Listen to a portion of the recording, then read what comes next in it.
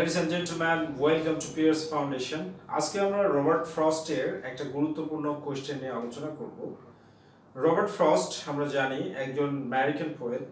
Robert ফ্রস্টের life duration হচ্ছে guys 1874 to 1963, অর্থাৎ 1874 সাল থেকে 1963 সাল পর্যন্ত। রবার্ট ফ্রস্ট তিনি একজন প্রকৃতির কবি, তিনি একজন মডার্ন কবি, তিনি একজন রিজিওনাল কবি, তিনি একজন লোকাল কবি। আর Robert Frost guys theme of alienation এটার জন্য খুবই বিখ্যাত। আর আজকে আমাদের আলোচনার টপিকটা হচ্ছে how does Robert Frost handle theme of alienation in his poetry. অর্থাৎ রবার্ট ফ্রস্ট তার কবিতায় কিভাবে একাকিত্বের বিষয়বস্তুটাকে ফুটিয়ে তুলেছেন সেই বিষয়টা নিয়ে আজকে আমরা আলোচনা করব। এই লেকচারের নোটটা কালেক্ট করার জন্য তোমরা যে নাম্বারটা দেওয়া আছে স্ক্রিনে ভাসছে সেই নাম্বার দুইটা থেকেও তুমি কল করে কালেক্ট করতে পারো, ডেসক্রিপশন বক্সের লিংক থেকে তুমি কালেক্ট করতে পারো, এবং গাইস তোমরা কিন্তু এই নোটটা ওয়েবসাইট ভিজিট করার মাধ্যমেও নোটটাকে কালেক্ট করতে পারবে, এই লেকচারের নোটটাকে। এবং অন্যান্য নোট কালেক্ট করার জন্য একই প্রসিডিউর তুমি মেনটেন করবে। তো রবার্ট ফ্রস্ট কিভাবে থিম অফ অ্যালিয়েনেশন এটাকে ফুটিয়ে তুলেছেন তার কবিতায়, এটাই হচ্ছে আজকে আমাদের আলোচনার টপিক। So let's begin.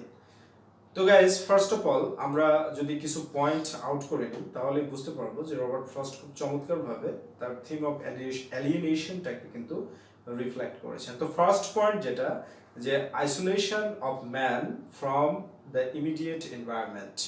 একজন মানুষ ইমিডিয়েট এনভায়রনমেন্ট থেকে, ইমিডিয়েট এনভায়রনমেন্ট বলতে আমরা কি বুঝি?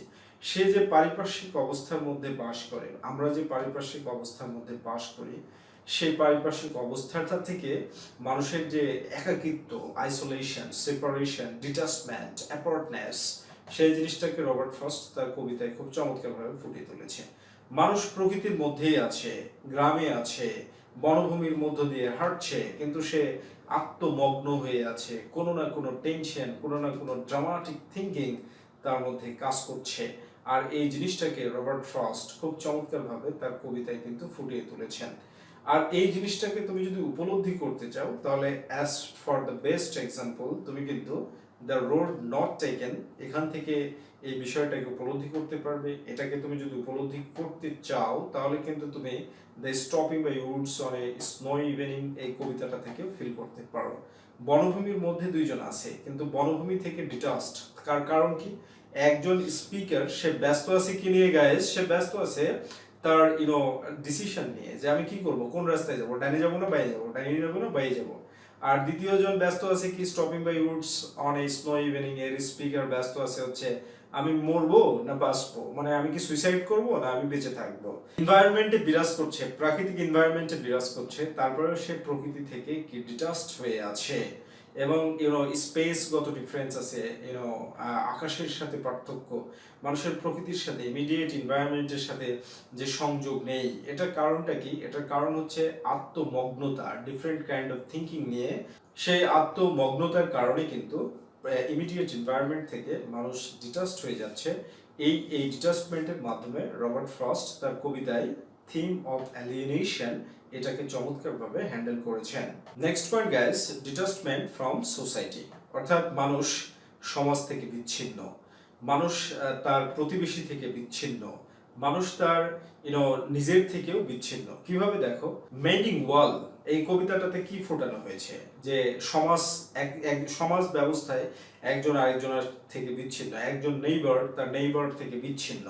এখানে রবার্ট ফ্রস্ট দুইটা ক্যারেক্টারকে সৃষ্টি করেছে। একটা ক্যারেক্টার হচ্ছে ইয়াং স্পিকার আর একটা ক্যারেক্টার হচ্ছে ওল্ড নেইবার। আর ওল্ড নেইবারের ডায়লগটা কি? Good fences make good neighbours. এই জিনিসটা কিন্তু বারবারই সে বলছে। এটা থেকে কি দাঁড়াচ্ছে? যে সেপারেশন থেকেই কিন্তু ভালো সম্পর্ক বিরাজ করা সম্ভব। What a philosophy! এই বিষয়টা মানুষ কিন্তু এইভাবেই ডিটাচড হয়ে যাচ্ছে। আজকে কিন্তু আমরা রাস্তা দিয়ে হাঁটি, একজন আরেকজনের সাথে সেই সৌহার্দ্যপূর্ণ আচরণ মানুষ মানুষের সাথে করতে পারে না। আর এটা কি? মডার্ন মানুষের অ্যাক্স অফ হার্ট, হৃদয়ের যে ব্যথা, হৃদয়ের যে কষ্ট, হৃদয়ের যে যন্ত্রণা, এইটার কারণে এই জিনিসটা হয়ে থাকে। তাহলে রবার্ট ফ্রস্ট কিন্তু দেখিয়েছে যে মানুষ তার সমাজ ব্যবস্থা থেকে, তার ফেলো ম্যান থেকে কিভাবে সে সেপারেটেড হয়ে যাচ্ছে, এই জিনিসটাকে কিন্তু তার কবিতায় চমৎকারভাবে ফুটিয়ে তুলেছেন। এরপরে next point guys, alienation from God, অর্থাৎ ঈশ্বর থেকে মানুষের বিচ্ছিন্নতা। ঈশ্বর থেকে মানুষের বিচ্ছিন্নতা কি? Worldly or materialistic point of view এর কারণে মানুষ ঈশ্বরের কাছ থেকে বিচ্ছিন্ন হয়ে গিয়েছেন। মানুষের মধ্যে থিঙ্কিং পাওয়ারটা, যেটা নর্থ অফ বোস্টন এই কাব্যগ্রন্থের মধ্যে এই সব চরিত্রগুলোই এরকম ডিটাচমেন্টটা দেখানো হয়েছে, যে সে তার নিজের থেকে বিচ্ছিন্ন, সে সমাজ ব্যবস্থা থেকে বিচ্ছিন্ন, সে ইমিডিয়েট এনভায়রনমেন্ট থেকে বিচ্ছিন্ন, সে ঈশ্বর থেকে বিচ্ছিন্ন। আমরা আমাদের কপালের লিখন বা ঐশ্বরিক বিধান এটাকে মেনেই নিতে পারি না। না মেনে নিয়ে কি বিভিন্ন ধরনের কনফ্লিক্ট নিয়ে, বিভিন্ন ধরনের যন্ত্রণা নিয়ে, বিভিন্ন ধরনের টেনশন নিয়ে আমরা জীবনযাপন করি। এই ফিলোসফিটা কিন্তু রবার্ট ফ্রস্ট ফুটিয়ে তুলেছেন। আসলে এটার মাধ্যমে রবার্ট ফ্রস্ট মেসেজ দিতে চেয়েছেন। এজন্য রবার্ট ফ্রস্টকে কিন্তু পোয়েট অফ মেসেজ বলা হয়। প্রত্যেকটা কবিতা থেকেই তুমি তাকে পোয়েট অফ মেসেজ হিসাবে প্রমাণ করতে পারবে। যেমন আমি সবচেয়ে বেশি লাইক করি মেন্ডিং ওয়াল থেকে পোয়েট অফ মেসেজ হিসাবে রবার্ট ফ্রস্টকে প্রমাণ করার জন্য গাইস। তো এখানে রবার্ট ফ্রস্ট দেখাচ্ছেন যে মানুষ ঈশ্বর থেকেও বিচ্ছিন্ন হয়ে গিয়েছে। এর পিছনে কারণটা কি? অত্যন্ত বস্তুবাদী চিন্তা চেতনা, ইন্ডাস্ট্রিয়ালাইজেশনের ফলে যে মডার্ন মন মানসিকতা তৈরি হয়েছে, এর ফলে মানুষ সমাজ থেকে বিচ্ছিন্ন হয়েছে, ইমিডিয়েট এনভায়রনমেন্ট থেকে বিচ্ছিন্ন হয়েছে এবং ঈশ্বর থেকেও সে বিচ্ছিন্ন হয়েছে। আর এটা নর্থ অফ বোস্টনের যে কবিতাগুলো, সেই কবিতাগুলোর ক্যারেক্টারের মাধ্যমে রবার্ট ফ্রস্ট চমৎকারভাবে এই অ্যালিয়েনেশনটাকে ফুটিয়ে তুলেছেন। যেমন উদাহরণস্বরূপ বলি আমি, সে বিষয়টা দেখো যে দ্য রোড নট টেকেন, এই কবিতার স্পিকার একবারও কিন্তু বলছে না যে আল্লাহ আমাকে পথ দেখাও। সে নিজেই ভাবছে কোন দিকে যাব, ডাইনে যাব না বায়ে যাব। এরপরে the stopping by woods on a snow evening, tension করতে করতে করতে করতে এই স্পিকার কিন্তু একবারও ঐশ্বরিক চিন্তা ভাবনা করছে না, আল্লাহ গডের কথা চিন্তা করছে না, সেটাই ভাবছে। এবং শেষ পর্যন্ত নিজের কনফ্লিক্ট থেকে সে সিদ্ধান্ত নিল যে না, থেমে থাকলে চলবে না, মরা যাবে না, অনেক দায়িত্ব পালন করতে হবে। Next point guys, man's apartness from himself, মানুষ তার নিজের থেকেই নিজেই বিচ্ছিন্ন হয়ে গিয়েছে। এই পয়েন্টটাকে কিন্তু রবার্ট ফ্রস্ট দেখিয়েছেন। এখানে দেখো কত চরিত্র তুমি অ্যানালাইসিস করবে, এটার জন্য অনেক চরিত্র রয়েছে। যে কোনো একটা চরিত্র তোমার ইচ্ছা মতো নাও, নিয়ে এই পয়েন্টটাকে অ্যানালাইসিস করো, তাহলেই কিন্তু তুমি খুব সুন্দরভাবে ফুটিয়ে তুলতে পারবে। রবার্ট ফ্রস্ট এই অ্যালিয়েনেশন এই থিমটাকে হ্যান্ডেল করার জন্য যেটা দেখিয়েছেন, ড্রেডফুল সেপারেশন অফ উইমেন, মহিলাদের যে ভীতিকর একটা সেপারেশন, সেই জিনিসটাকে দেখিয়েছেন।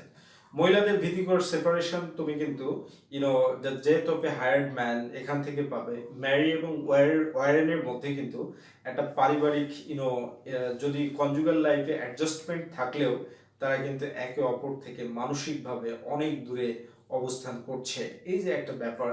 এরপরে তুমি যদি হোম ব্যারিয়াল এই কবিতাটাকে অ্যানালাইসিস করো, তাহলে দেখবে হাজব্যান্ড আর ওয়াইফের মধ্যে কোনো কনজুগাল অ্যাটাচমেন্ট নাই, দুইজন দুই প্রান্তে অবস্থান করছে এবং এদের মন মানসিকতাগত কোনো মিল না থাকার কারণে এরা কিন্তু একজন আরেকজনের থেকে সেপারেট হয়ে গিয়েছে।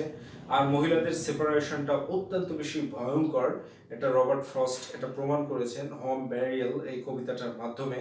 ইভেন গাইস আরো একটা পয়েন্ট হচ্ছে যে মহিলাদেরকে সামাজিকভাবে সাবভার্সন হিসাবে যে গণ্য করা হয়, এর ফলে মহিলারা ডিটাচমেন্টের দিকেই সবসময়ের জন্য ধাবিত হয়েছে ইন্ডাস্ট্রিয়াল রেভলিউশনের ফলে বা মডার্নাইজেশনের ফলে।